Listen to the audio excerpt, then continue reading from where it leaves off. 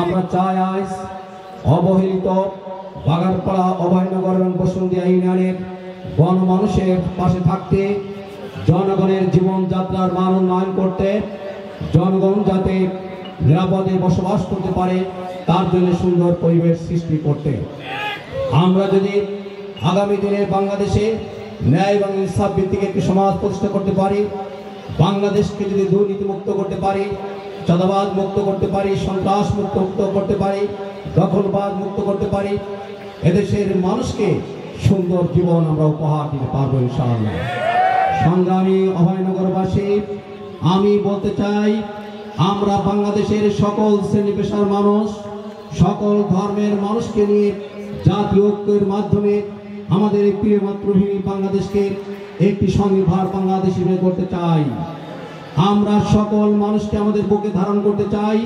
হিংসা, বিদ্বেষ, হানাহানি ভুলে প্রিয় মাতৃভূমি বাংলাদেশে গড়বার জন্য সকল মানুষকে আমাদের ঐক্যবদ্ধ করতে হবে।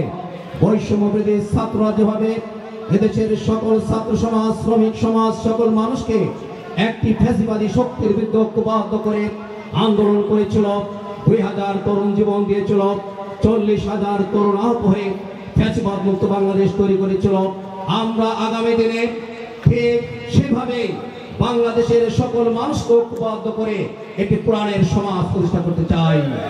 আমরা ইসলাম প্রতিষ্ঠা করতে চাই, যে কোরআনকে আল্লাহ রাব্বুল আলামিন বলেছেন, কিতাবুন আনজালনাহু ইলাইকা লিতুখরিজান নাসা মিনাজ জুলুমাতি ইলান নূর। কোরআন হচ্ছে মানুষকে অন্ধকার থেকে আলোর পথে আনবে। আজকে বাংলাদেশে অন্ধকারাচ্ছন্ন, হত্যা, রাহাজানি, খুন, ধর্ষণ, চুরি, ডাকাতি, আজকে ব্যভিচার, আজকে দুর্নীতি, আজকে দখলবাজি, চাঁদাবাজির কারণে গোটা দেশের মানুষ অতিষ্ঠ। থেকে আগামী দিনের জাতীয় নির্বাচনের মাধ্যমে 18 কোটি মানুষকে উদ্ধার করতে হবে। কোরআনের আলো সংসদে জ্বালাতে হবে, ঘরে ঘরে কোরআনের আলো জ্বালাতে হবে, কোরআনের মাধ্যমে দেশের মানুষকে মুক্ত করতে হবে। আসুন আগামী দিনের নির্বাচনে আমরা কোরআনের শাসন প্রতিষ্ঠার জন্য, সংসদে কোরআনের আলো জ্বালাবার জন্য জাতীয় নির্বাচনে দাঁড়িপাল্লা প্রতীক আমরা বিজয়ী করবো ইনশাআল্লাহ।